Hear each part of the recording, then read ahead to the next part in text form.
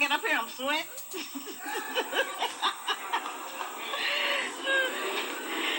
I want to thank Brother Maddox, Sister Maddox, all of the members of the UAM family, Sister Geneva Butts, and Karen Mason, and everyone for inviting me back to share information with you that I have learned and that I want to give to you.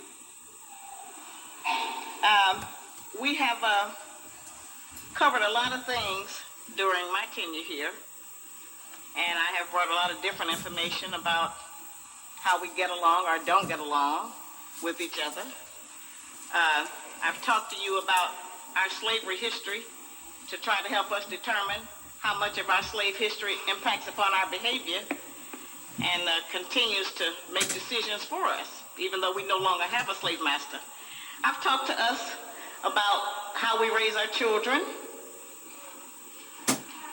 what we should do to improve our youth, and I've talked to you about having a survival plan since we live in a hostile environment. Well, tonight I want to talk to you about my first book. We've only had 2 black men in our entire history, over 430 years here in this country, who ever talked to us about diet, what we eat, what we put in our mouth, how we form our food habits, and that was the Honorable Elijah Muhammad and Dick Gregory. And we have had a lot of information thrown at us, but food is a basic that sustains life, and we have not ever given that enough attention. So tonight, we're going to talk about how not to eat pork or life without the pig. This is a very sensitive topic, one that I didn't realize was so sensitive. I wrote this book in 1985, and I've been updating it year after year. And I got into CDC. I wanted to find out about this pork worm that we had heard so much about. Because everywhere I went, when I would try to tell somebody about not eating pork, they'd say, oh, that's just some religious reason. That's just because you're a Muslim. I said, well, no, it's not really just because I'm a Muslim. I said, that's how I learned about it. But I have learned some other things since. And so I got into CDC to find out what does the trichina worm in the pig look like, because that's what all of the talk was about, catching trichinosis. I wanted to see what does it look like in the body. And I wanted to see what does it look like under a microscope. And I wanted to actually see a pig. Most of us have not really been around a live pig. We've seen them on TV and in pictures, but I actually wanted to see, I got to see this animal. And, since we've heard so many bad things about it, I want to know just how does it look? What does it do? So I went to the pig farm. I got some devils to take me out to the pig farm. And so, well, it had to be some devils, because, we don't hardly have no farms, pigs or otherwise. So anyway, we're out at the pig farm, and so we passed this big fence. And so when I saw the fence, and I saw some shaggy hair and everything hanging down, he said, well, come over here, I'm going to show you the pigs. I said, no, you're getting me mixed up. I don't want to see the horses. I want to see the pigs. He said, no, this is the pigs. I said, no, sir, I can see from here. Those are like ponies. I want to see the pigs. He said, no, ma'am, miss, these are pigs. And what he showed me was something as tall as a horse with hair hanging down off of it like a shaggy dog. I said, that's a pig? I got a little closer because I had to see the faces. I had to see, is this what we've been talking about, a pig? Because, the pigs we've seen, they tell us they pig. It got a cute curly tail and all of this stuff. The pig almost got a smile on his face. Those are the pigs we've been introduced to, even in the books that we see. But that ain't what a pig looked like. That's where they get a lot of they shave those pigs and use those bristles for hair brushes. And they'll put on the hairbrush, boar bristles, B-O-A-R. Many of us maybe thought that was a brand name or something. And then they take the rest of that, he's saying they cut that off and they stuff furniture with it. Which is why sometimes in the black community, when there is a fire, you smell hog. Because the furniture got the hog's hair stuffed into it. The couches and the chairs and the mattresses. So, I was really surprised that that's what a pig looked like. And so he showed me where they pigs or shoot them with electricity to get the hair off of the hog. So I was just very surprised. And so, of course, after that, I was on there, and that did it. Boy, I came back, I was trying to tell everybody. And actually, How Not to Eat Pork or Life Without the Pig was a precursor to me writing The Black Man's Guide to Understanding the Black Woman. Because everywhere I went and started trying to explain to black people about why we shouldn't eat this animal, it didn't have anything to do, first of all, with religion. We're talking about a health issue and something it was doing to our brain and our behavior. The brothers would say, you know what, well, maybe I'm going to get off of it. Okay, I'm going to try not to eat it, or I'm going to check or something. But it was the sisters who was giving me the most headache. And the attitude was he'll eat what I cook, or he don't have to eat. Or he can eat at his mama's house. Or he can eat at McDonald's. Or, I'm going to cook what I want to cook. I mean, it was all of this flat. And so I said, well, now that's interesting. Because traditionally, we are in charge of nutrition. We can keep our man and family alive, or we can kill you. We can kill you. It's a slower process, but we can kill you by just what we feed you every day. And you'll die right in front of our eyes. And you'll blame it on everybody else but what we're putting in front of you at the table. So this is important that our women and our men and our children learn about this animal and what it has done to us. When we first came here, as far back as I was able to check, the people from West Africa were not eating pigs and wild boars and the animals and in the jungles and stuff. We weren't eating that. But the white man was eating it. And so when we came to this, he fed it to us on the ship. See, you could salt down the pig and preserve it, and it would last longer than the beef or the chicken or anything else, even the fish. And so they would put that on the ship for the long journeys. Not that they gave us a lot of meat on the journey, but whatever that was, it was hard. And then when we got to this country, then of course they started feeding us anything that they didn't want. That's how we started eating collard greens, stuff that was just thrown out in the field. In fact, we taught them how to cook a lot of those things. And that's where we developed the habit of cooking our vegetables until they were slimy. We didn't even want to eat them unless they were slick. Now, we've grown a little bit past that, some of us, because of health reasons, and so now we use smoked turkey. Well, I don't know what you think they smoking the turkey with.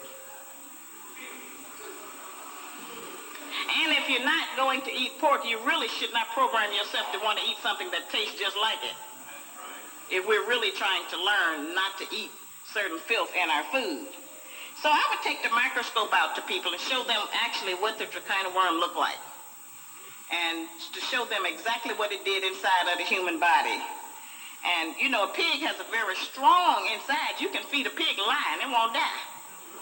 And if you get some on your skin, you know what it does. Okay? Snakes, if a snake bite a pig, it won't die. Now, all of those things that happen to the pig, it stays inside of the pig. Pigs get almost every disease that you get. Pigs need hysterectomies. Pigs have different kinds of worms. I'm going to show you some of what I'm talking about tonight. But that's why they're able to take the pig's heart and put it inside of a human. Ironically, many of their organs are just like ours. Now, historically, in a lot of the books, they tell us that the pig came from the hippopotamus, the hippo. If you think about it, he looks similar in body shape to a pig. The Honorable Elijah Muhammad, the person that taught me and woke me up about pork and everything else I know that makes any sense, told me that it was made from the cat, the rat, and the dog.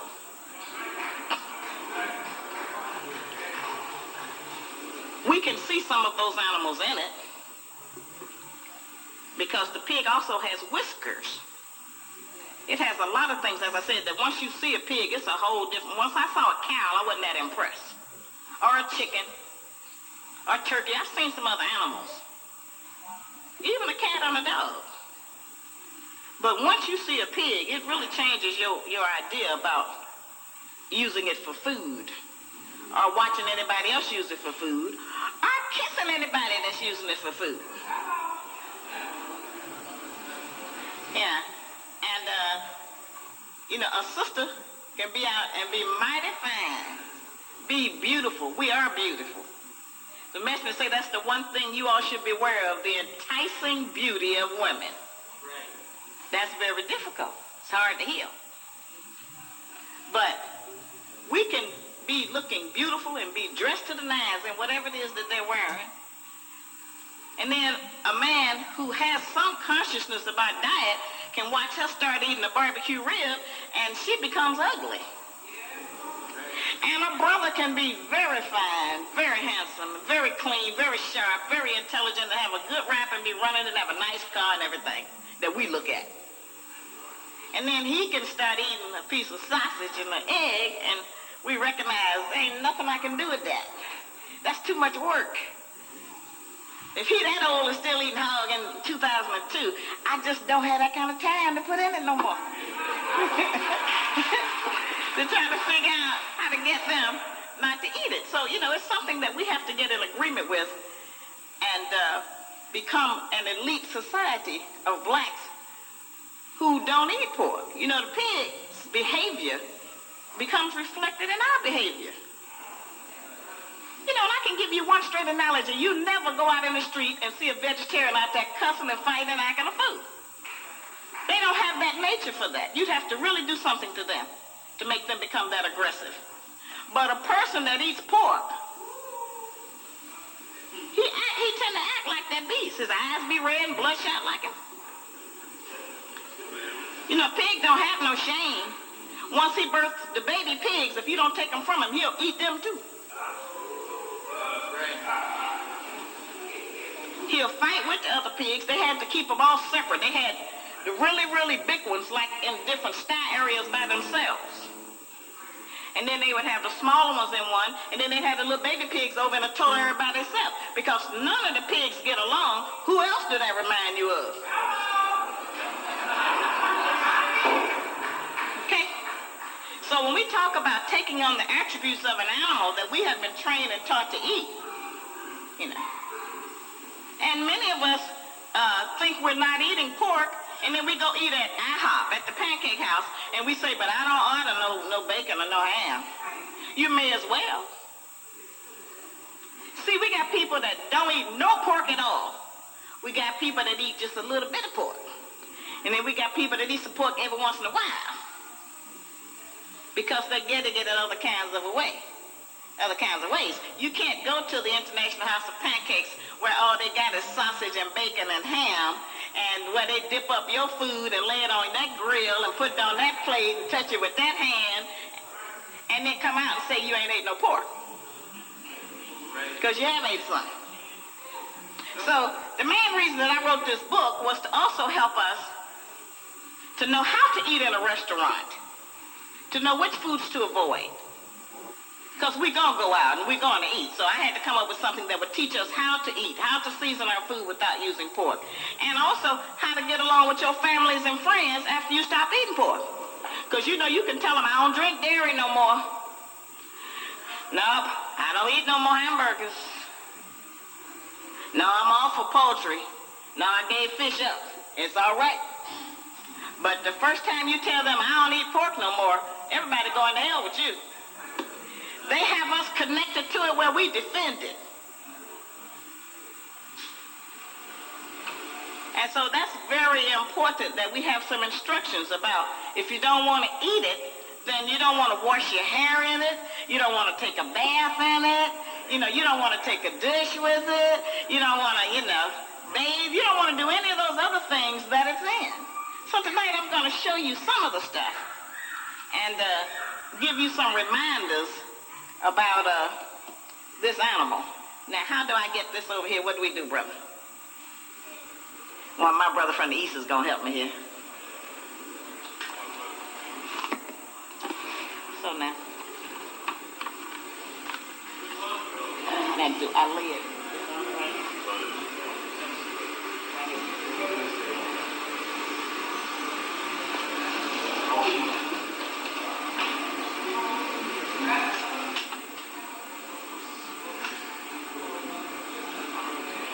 Okay. Okay, yes, sir. Here we are.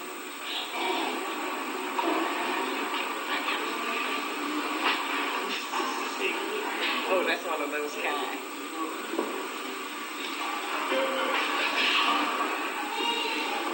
Times of the year to celebrate different things. We've been programmed for breakfast bacon, Easter ham, 4th of July ribs, and Christmas chitlins.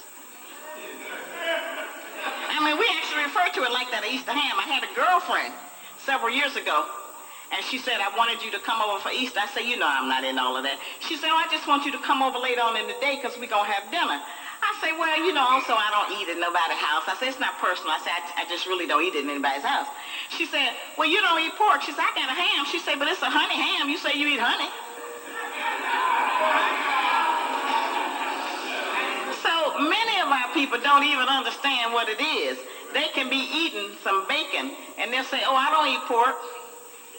Because the way many times the devil will advertise it is he'll say beef, bacon, and ham, which makes that sound like that's 3 different kinds of meat, when it's really only 2. So, you know, that's a problem that we have, and that's how we end up looking at the table. In fact, many of us know some people that do look like that. That's next. Now, this one is really shocking to me when I discovered this. Pigs are very popular in America. The white people have catalogs of items that are made in the image of the pig and from the pig. Bow ties, dishes, keychains, books, laundry bags, pillowcases, sheet sets. They really love the pig, and they treat it like it's a pet. They think it's cute. And nothing annoys me more than when I see a black person buy their child a stuffed pig. You know how you have these stuffed teddy bears? And then they buy them a stuffed pig. That's not cute. You know, and it's horrible. We're trying to learn not to eat that. And not to love the pig, and not to let it stand for who we are. Here you go, brother. This is the next one.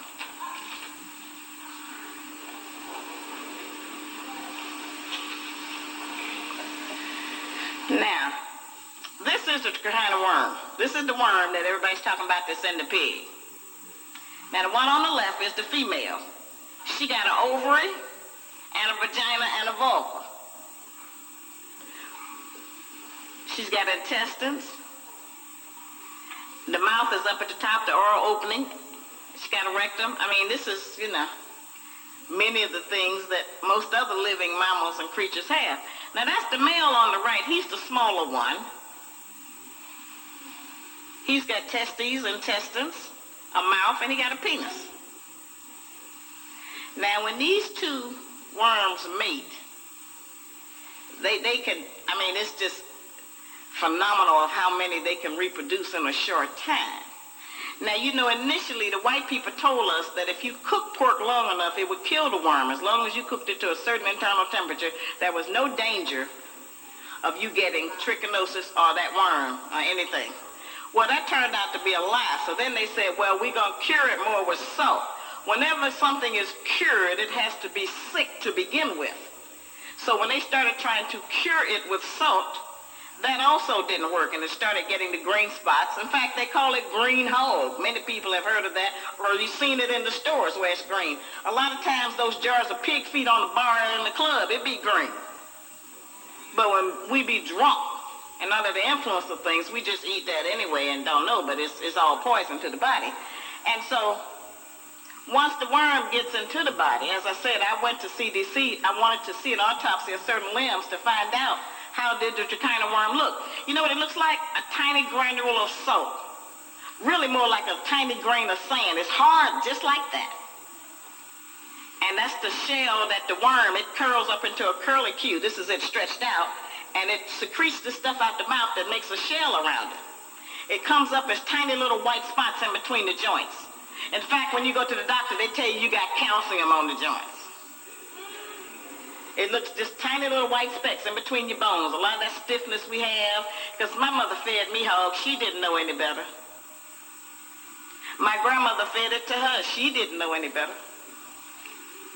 They weren't eating to live, they were just eating to fill up.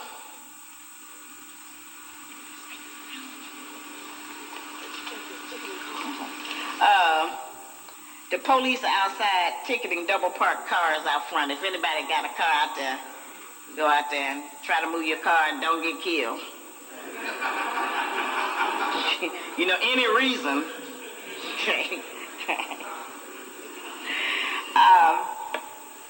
Then after the salt wouldn't kill the worm in the meat, they said freezing would. If you froze the pork long enough and then cooked it, that would kill the worm. That didn't work either. And then they started saying, well, they're going to use radiation on it. And that's what they're using on it now, to kill it. Now, they're also using that on some other things. Now, they have really gotten really wild on the radiation, and they haven't told us a lot about it. It's been in the back of the news. But now they're using radiation on the pork to try to kill the worm in it. You know, even if after all of those things they're able to kill it, I'm trying to get us not to want to eat worms. Not to want to eat a meat that's infested with any kind of filth that can affect our joints and our limbs and our legs and the stiffness in our body. We don't know what all this has done to us because they have lied about it. So anyway, when I read the autopsy report, I'm getting to that, I wanted to know why it wasn't listed on there that the person had these trichina worms, these little white specks in the muscles. They say they don't list routine things, and that's in everybody's body. So I said, oh my goodness. So now what we got to try to do is produce a body that don't have that in it. By giving our babies the proper food and by us ourselves trying to start eating right. It don't go away. If it's in our joints and our muscles, it's there.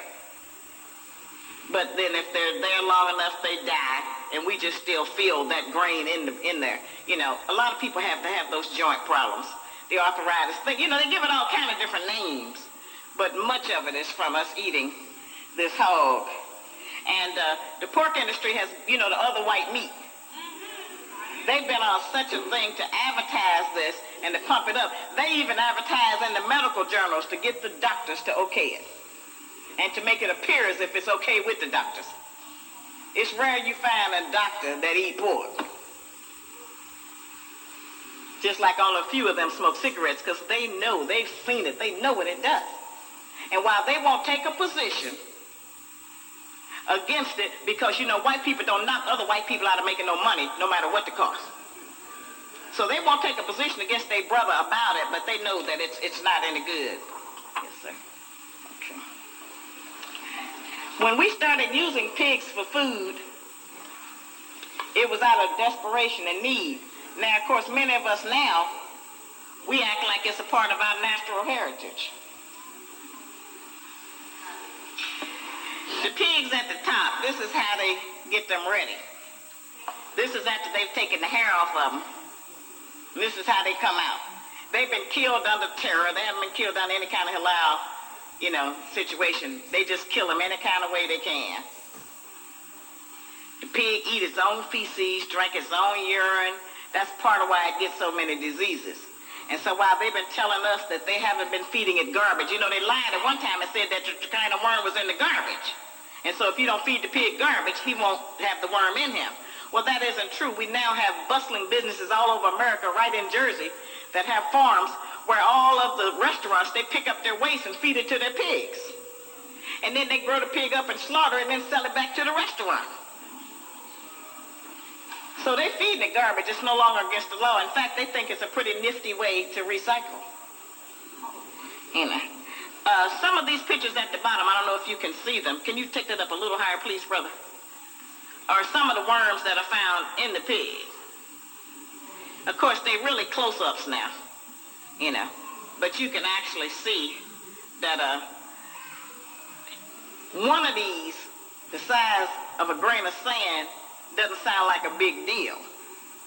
But 10 or 20 or 30,000 of them, it becomes a big deal in your body, in your eyes, and in your eardrums, and even in a mother's milk when she's nursing a baby if she knows. So, you know, it can get to be very serious. A bunch of cows thrown out there, or chickens, or ducks, or anything else people eat does not look as horrible as that. And they take that pig and open it up and take everything out of it that's in it and prepare it for people to eat. They even sell the pig brains. They scramble the brains with an egg. and they scramble that up like a scrambled egg, and they consider that a delicacy. And many of our people eat that. Okay, here we are.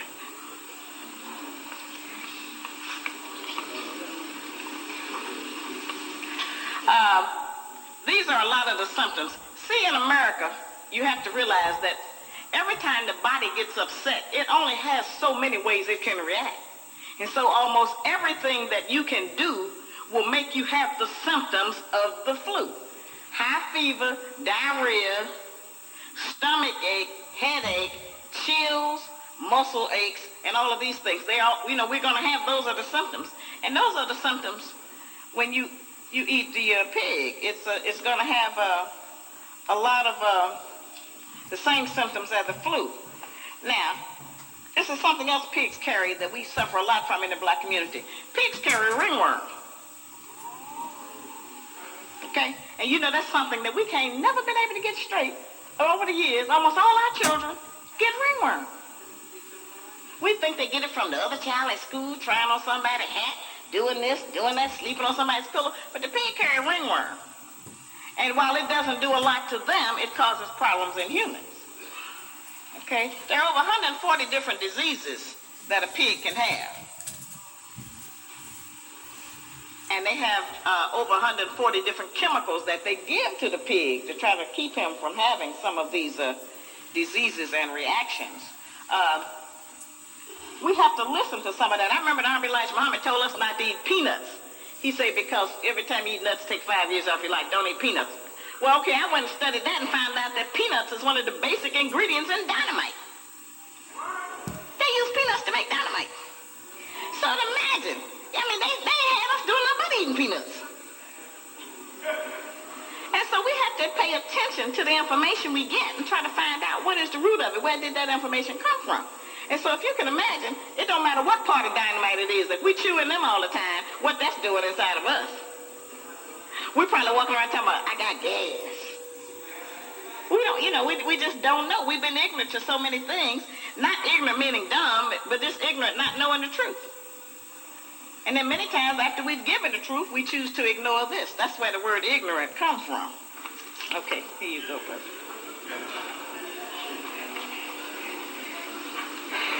Now, these are some of the meats. Now, the pork loaf on the left. We have to teach our young people and ourselves how to recognize pork. Pork is always pink or white. It's not more red or brown, dark brown like beef, okay? The ribs on the right, you can tell the beef ribs from the pork ribs because the beef ribs are big, thick bones, and the pork ribs are skinny and slender, okay? The cold cuts down at the bottom. Unless you get it from a kosher deli, you have to watch out for that because most of the cold cuts are put together with gel. That gel comes from the pig. Doesn't matter if it's turkey loaf, beef loaf, chicken loaf, bologna, whatever it is. If it's sealed in gel, that gel has come from a pig somewhere, unless you get it from a kosher deli. Now, up here in New York, you all have a better opportunity to eat kosher because you got a lot of Jews selling to y'all. But see, where we are around the country, most places, it's very difficult to find those kinds of meats. And the one on the right, which is the meatloaf. Don't ever go nowhere and buy no meatloaf because you don't have no idea what's in that. Okay? Most people think the meatloaf is not good unless you mix a little pork and veal with the beef. And so if you go out to restaurants, you can be sure they have added something else in there other than pure beef. So you really, unless you've seen it ground, you really don't want to eat that because there's no telling what that is. See, we've been tricked about food in dealing with taste. There are many foods that taste good, that are poisons. Cyanide does not have a bad taste, they say, but it's poison. So we can't eat on the emotionalism of taste. We have to be able to, here you go, brother, recognize that these things are bad. Take your children to the stores and show them what the pig and pork looks like because they don't know it. You don't want children running around just saying, I don't eat pork, and they can't recognize it, so somebody can sneak and give it to them, and they won't know the difference. We have to do that. Now, these are the cheeses. Cheeses are a real issue because we like cheese. And the people that's vegetarian, if they not eating dairy, they don't want to eat cheese. It takes the place of meat. It's protein and everything. But you have to watch that because all of those cheeses up there are made with what they call rennet. And that comes from the pig. It's a gelling agent that makes the cheese hard. In fact, the harder the cheese, the more pork it's got in it. All of the soft cheeses, like Philadelphia cream cheese, goat cheese, and all of those softer cheeses, ricotta and all of those don't have it. They don't have gelatin or anything, enzymes are rendered from the pig. But those hard cheeses, especially Kraft, you want to stay away from them. Them devils trying to kill everybody. Okay? And that macaroni and cheese in the box, all of that stuff, it's got enzymes from the pig in it. Now, you can get all of this stuff pork-free. In fact, I have compiled a list of everybody who gets the book tonight. I'll give you a list of some recommended brands that don't have the pork in it, because I can't really put that in the book. Now, this next one is really tricky. This is very important. This is the one that's called a hidden hog. Now, that's important. See, up in the right-hand corner, that says Joe Dole Fruit Gel Treats or something. If it says gel, G-E-L or J-E-L, that's gelatin. Gelatin comes from the pig unless it's kosher. When I say kosher, that means it doesn't have pork in it, and it's a term the Jews made up, and it's a little K that'll be on it either in a circle or a U, and it'll say pariv or something like that, okay? Marshmallows. Don't eat no marshmallows in your hot chocolate. Don't roast none, because they got hog in them. That's gelatin. Yogurt. Be very careful with the yogurt, because most yogurt has got gelatin in it. You got to read the labels. Take your glasses to the supermarket. Cottage cheese. You want to be real careful about cottage cheese, because it looks like a healthy, wholesome food, but most cottage cheese got gelatin in it. Just read your label. Jell-O, of course, it's a lot of Muslims that don't even know yet that Jell-O is made from the pig. I've been out with some of them. So you want not eat that. And shaving foam up there, that Gillette that you shave with, that's got gelatin in it. Now that's something, a man, you put on your face to shave with. You don't want to use Gillette, it's got gelatin. Combat roach killing gel, that's got hog in it. Kill the roaches by giving them some hog.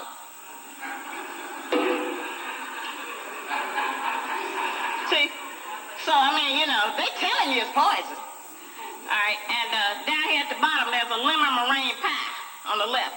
You want to be careful, because a lot of those spray foams, not foam, what is that, whipped cream. A lot of that whipped cream, it has gelatin in it. It'll tell you on there. It's the most amazing thing I've ever seen. And over here, the Colgate toothpaste. Don't use nothing that Colgate Palmolive sells. Them the other devils trying to kill us. Okay? And then that little girl has got one of those little box lunches that everybody loves. They're getting for their children now. Almost all of them. That's pizza with pepperoni, which is made out of hog on it. They got bologna, cheese, almost all of those are made from that. And so you got to read your labels and recognize, and this don't mean you can't eat.